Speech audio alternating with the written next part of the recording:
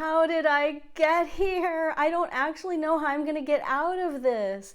If you have ever said these words, you need this video. Stick around for 11 tips that will help you start frugal living now, no matter where you are in your life.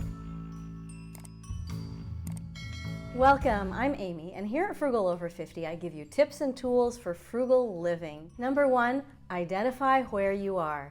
Where are you exactly right now in your frugal living journey? Have you been living frugally for a very long time and you're here watching this video because you're hoping to pick up a few new tips or get reassurance that you're on the right track? Are you completely at the other end of the spectrum and you're here because you're desperate to start frugal living for some reason that's very important to you? Are you somewhere in the middle and you're just hoping to find a like-minded community of people to support you on your journey? Wherever you are, identify that. Beyond that, identify where you are in your finances, because this is super important. What expenses do you have? What debt do you have? What are your savings? What are your priorities? This is not going to be something that you can do just as you're listening to my voice and do it, in your head in 5 seconds. It's the kind of thing that might take a few hours or a few days or even a few months to really sort out. But it is really the first step on a frugal living journey. And the first step is generally one of the most important, and in this case it is. Identify where you are. What is your mindset? What are your finances? Number 2, connect the clutter in your house to the mess in your finances. Many of us have been exclusively at home for the last year, and our houses are not what they were before. Some of you have become clean freaks and you just clean all the time so you can have a clean environment. Others of us have struggled a bit more in that department. But if you have a lot of clutter, I bet one of the things that's cluttered is your finances. And it's important to connect the clutter in your house to the clutter in your finances. And if you have difficulty figuring out the clutter in your finances, start by clearing the clutter in your house. I actually have a video that I'm going to link up above on 5 ways to get started with decluttering. And this could be an important second step on clearing out the mess that may be involved in your finances and that may be keeping you from frugal living. Number 3, clarify what you can and can't control. There are certain things that you can absolutely control. You can control impulse purchases, for instance, and many people come to my videos and come to frugal living challenges thinking that they need to learn how to control impulse purchases and feeling completely out of control. That is actually one thing that is in your control. Also identify the things that are truly out of your control. If you lost your job, that is probably out of your control.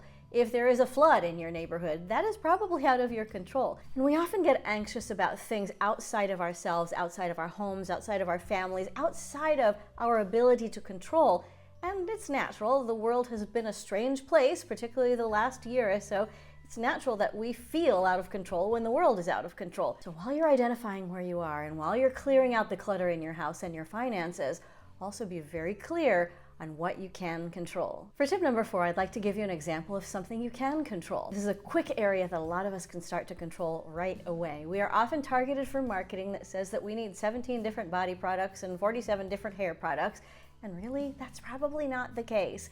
You can have 1 bar of soap at your sink and in your shower and at the kitchen sink. You can most likely have 1 bottle of shampoo that meets the needs of almost everybody in your family, and you plunk that in the shower and you're done.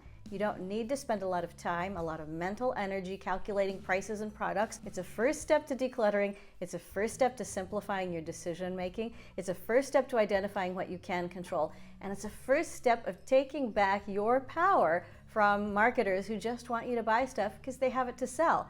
That's not a problem. They need to sell stuff, but you don't need to necessarily buy it. 1 soap, 1 shampoo. If you're getting value out of this video so far, would you give it a big thumbs up and then subscribe and hit that notification bell? I would love to have you as part of the family. Thank you to those of you who have been contributing through the link below for Buy Me a Coffee. I'm saving up to buy new YouTube gear so I can make better videos for you, and I am just about to have enough money to do that. Thank you for helping me control my own impulse to spend money too soon. Let's get back to the tips. Number 5, one of the biggest and also one of the simplest areas where we can start to apply all of the tips that we've talked about so far is in your wardrobe. And I'd like to give you a rule that you can use to guide you as you become more frugal in your life and apply that to your wardrobe.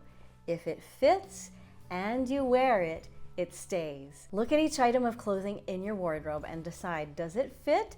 And do I wear it? And if so, it gets to stay. And if it's seasonal clothing that you only wear part of the year, that's okay, that counts. But if it's sitting there from 5 clothing sizes ago, or from 6 fashions ago, or because Aunt Matilda gave it to you and you feel like you should keep it, or because you bought it and it was on sale and you feel guilty and you just can't get rid of it because you feel guilty, all of that needs to go. And you may say to yourself, how does this contribute to frugal living? It helps you identify where you are in your wardrobe. It helps you connect the clutter in your house, your wardrobe, to your finances. It helps you manage something that you can control, and it's going to keep you from impulse spending. So if it fits and if you wear it, it stays. And what you do next is you start a budget. We talk a lot about budgeting here. Tell me down below in the comments, how is your budgeting going? How does your budget help you with your finances?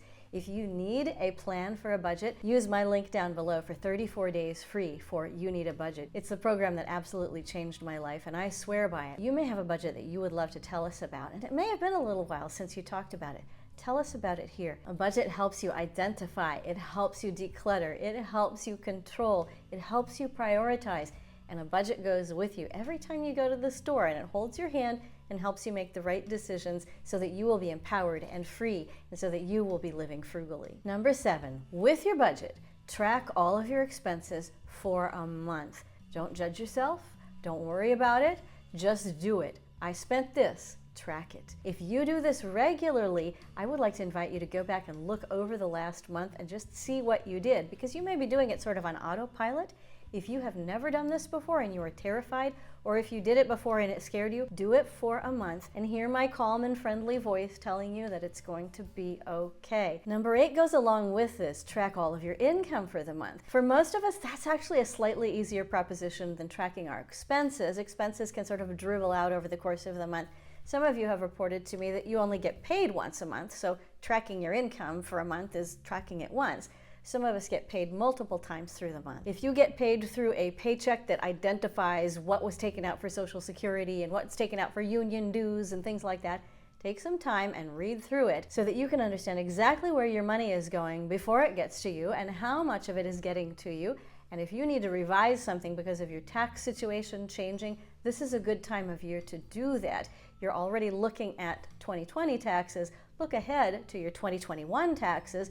Look at your paycheck and understand what is happening. Number 9, identify how much debt you have. Most of us don't get to adulthood without acquiring some debt of some kind and carrying it for some period of time. It could be as simple as a mortgage. It could be as complicated as student loan debt. It could be as annoying as consumer debt, and it could be as terrifying as medical debt or unemployment debt or all of these things that we really can't control. Understanding how much debt we have can be a really scary thing, but I want you to do that as part of this process. If you are truly aiming to become more frugal, you need to identify where you are in your debt process, in your debt repayment process. Just identifying and being aware of how much debt you have, how you're paying it off, and what is your plan right now to get that debt paid down is a huge step in understanding what's going to be next for you in frugal living. Number 10 is all about mindset. Ask yourself, do I want this thing or do I want the cash?